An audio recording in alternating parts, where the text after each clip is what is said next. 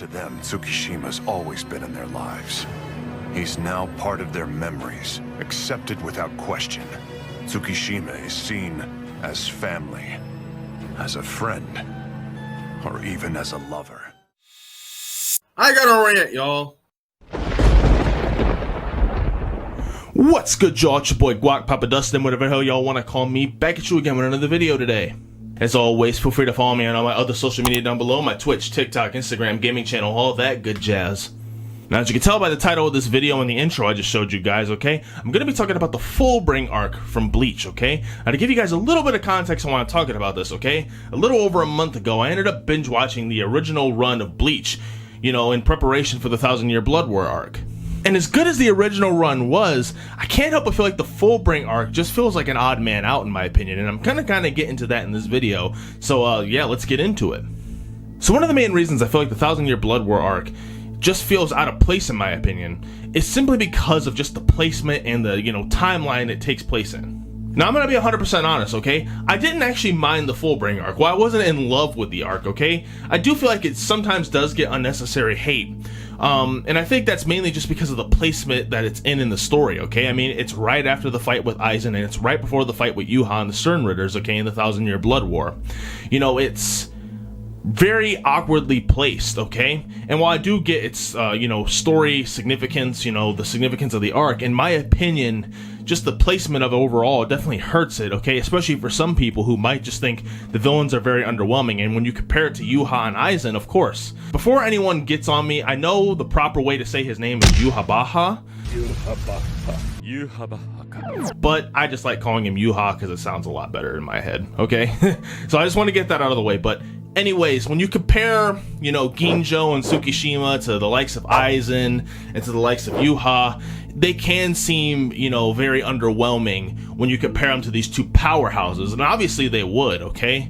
You know, it'd be like trying to compare, you know, Mercenary Tao to someone like Frieza or Cell. I mean, of course, for the original Dragon Ball, he's good, but when you compare him to the likes of Frieza and Cell and their significance, he just seems, you know, way out of place. But that's a whole nother argument, okay? I guess a more fair comparison to that would be like, in my opinion, when you look at the Captain Marvel movie in the MCU and where it places between Infinity War and Endgame, okay? I mean, you know, you have the greatest cliffhanger of all time and one of the greatest climaxes of all time, two of the best-selling movies of all time, and now you're introducing a new character with her own movie right in between both of them, okay? And while it did bring $1 billion in the box office, okay, and a lot of people did hate the movie, some people did love the movie, okay?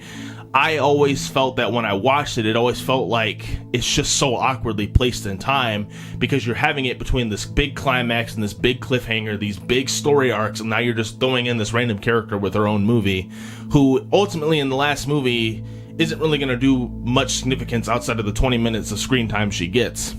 But, you know, and I can get into a whole video on that. But this isn't about the MCU. I just kind of wanted to bring that up because I think that's a really good comparison, you know? It's all about the timing and when it's written, and of course when you have it compared to these two arcs, you know, the Fullbring arc is going to feel out of place in comparison. And a lot of the villains are probably going to seem underwhelming and shallow compared to the likes of Aizen and Yuha. But I think that's what definitely a big reason, not the main reason, but one of the big reasons that some people kind of look at the Fullbring arc and think, oh man, this is just kind of weirdly placed. These characters are nothing compared to Aizen and Yuha, which is fair. You know, obviously they're not as impactful, you could say. But, you know, I think that's a big reason. You know, I wouldn't say it leaves a bad taste in people's mouths, but people would look at it differently and kind of think it's really odd.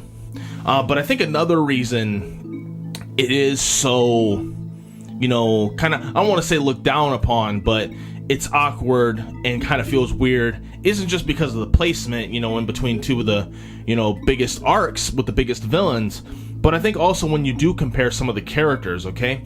In my opinion, now some people will say Ginjo is pretty hollow in his motives, no pun intended, and you know, from a certain perspective, when you watch the original series, it can seem like Ginjo does have pretty hollow motives, okay? I mean, you know, he was a substitute Soul Reaper like Ichigo, and, you know, he was a substitute Soul Reaper, and he has a grudge against the Soul Society because apparently the Soul Reaper, the substitute Soul Reaper badge they have, apparently can limit their power and track them.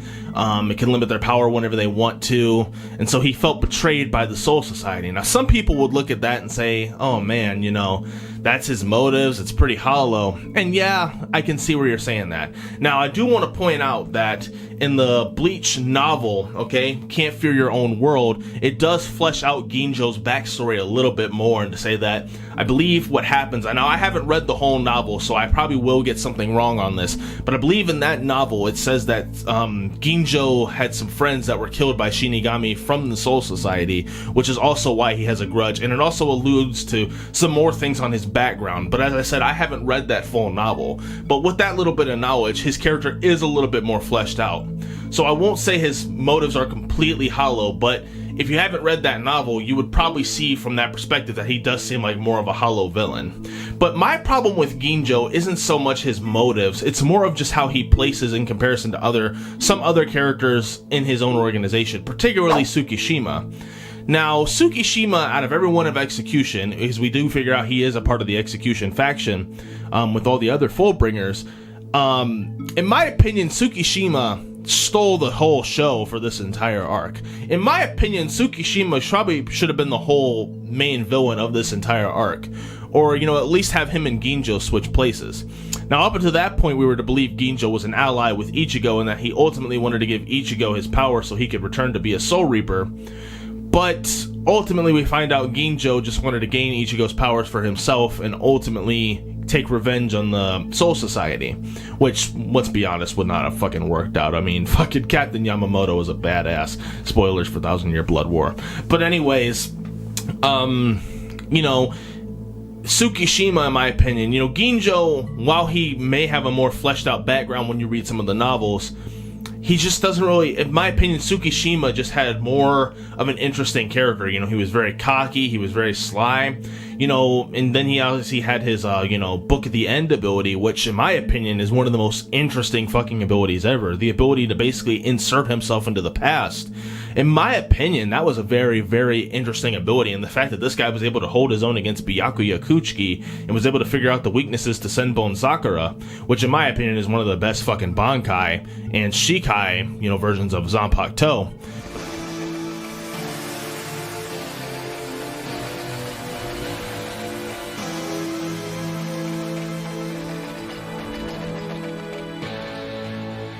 Scatter. Senbon Sakura, Kageyoshi.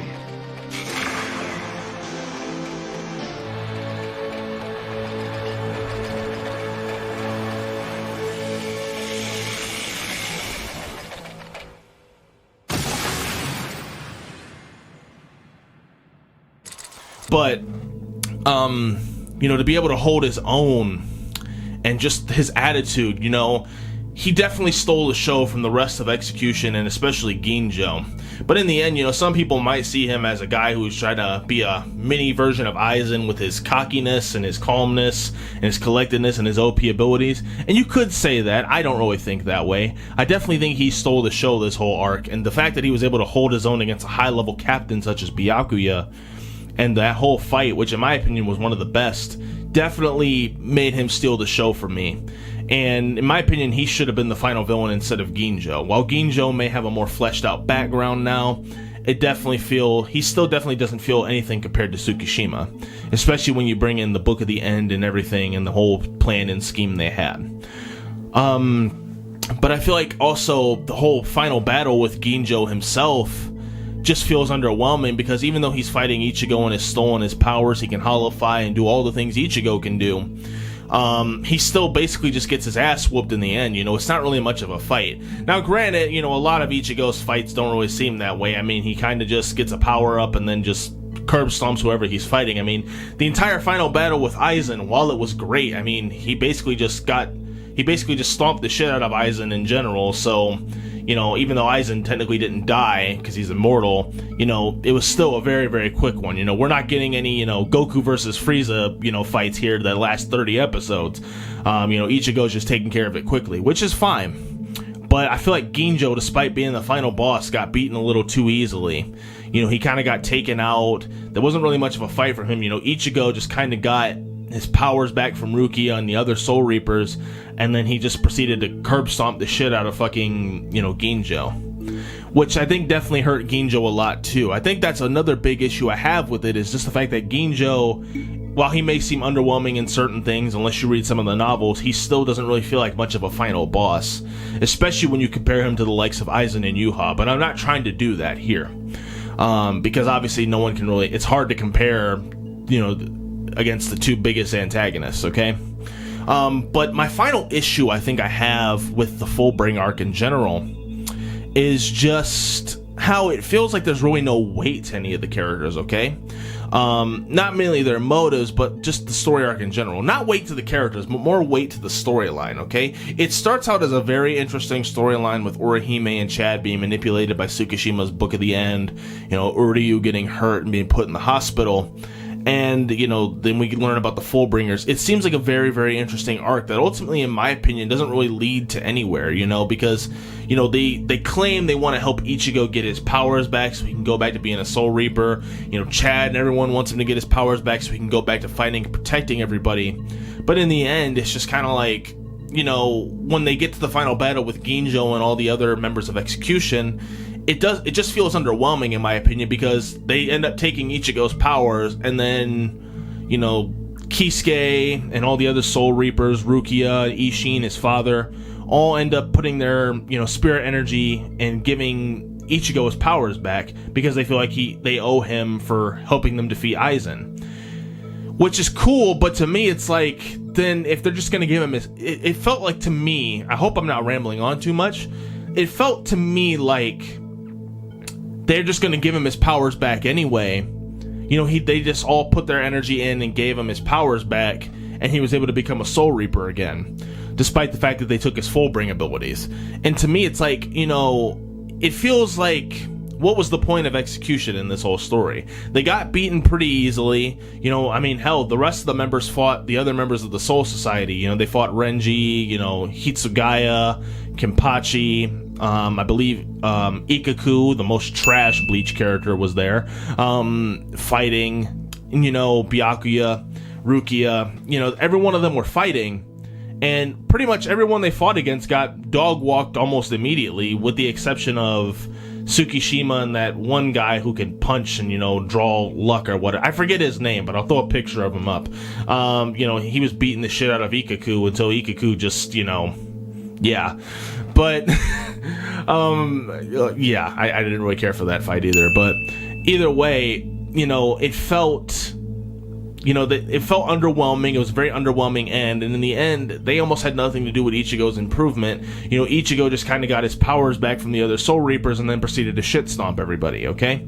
To me, it's like, in my opinion, you know, you could have gotten rid of Execution, you could have gotten rid of Tsukishima, you could have gotten rid of all these guys, and it would basically, you know, really not have an effect on the story. You know, they could have done away with that whole story arc and then just have everyone give Ichigo his powers back, and then, you know, all is well that ends well. It just feels like the weight of the fight against Execution just doesn't really feel like any weight at all. They just take Ichigo's powers and then he just gets it back like 2 minutes later anyway, and then he proceeds to beat them all, and then they all die and go to the Soul Society. Like, to me, it was a very underwhelming end to the arc, and it definitely hurt the arc in my opinion. And as good as Tsukishima and all of them were, they basically just became relegated to background characters.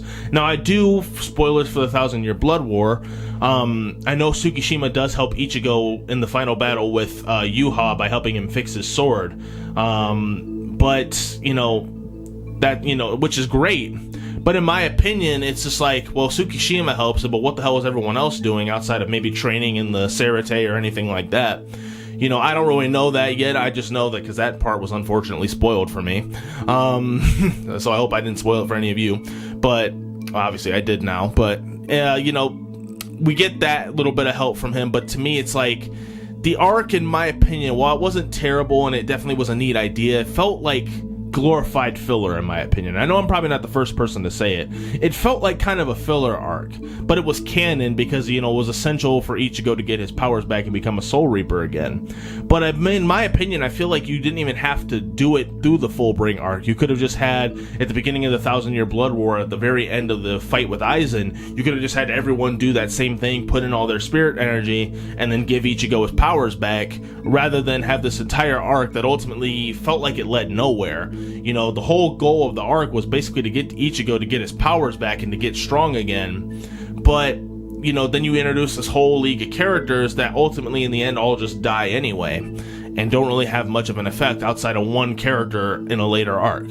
And so to me, it felt like a glorified filler arc. You could almost just eliminate execution as a whole, and they don't really feel like they have an impact on the story, which in my opinion really, really, really hurts the arc. So that's just kind of my main thing. You know, the placement of the arc, the final villain who's supposed to be Ginjo just feels underwhelming. Even, you know, with extra details added from different novels, he still feels, you know, kind of hollow, kind of shallow, especially when you compare him to the other villains in the entire series. And ultimately, just its effect on the entire plot feels, you know, almost unnecessary. You know, like I said, you could have just had all the other Soul Reapers give Ichigo his powers back, and then you could have just, boom, gone to the 1,000-Year Blood War, and then you wouldn't even have had to need these characters. And to me, they just kind of feel out of place, and they feel almost unnecessary, which sucks because, you know, they're very interesting characters, but in my opinion, they're just not very executed very well. But that's just my opinion. You guys let me know. Anyways, this is just a quick video I wanted to put up for you guys today. Let me know what you think of the Fullbring arc down below. I hope I wasn't rambling on too much and trying to talk too fast. Forgive me if I was, mainly because my camera's about to die. So I'm trying to finish this video up as fast as I can. But anyways, you guys let me know what you think down in the comments below. Let me know what other videos you guys want to see from me, and I'll see you in the next one. Peace out.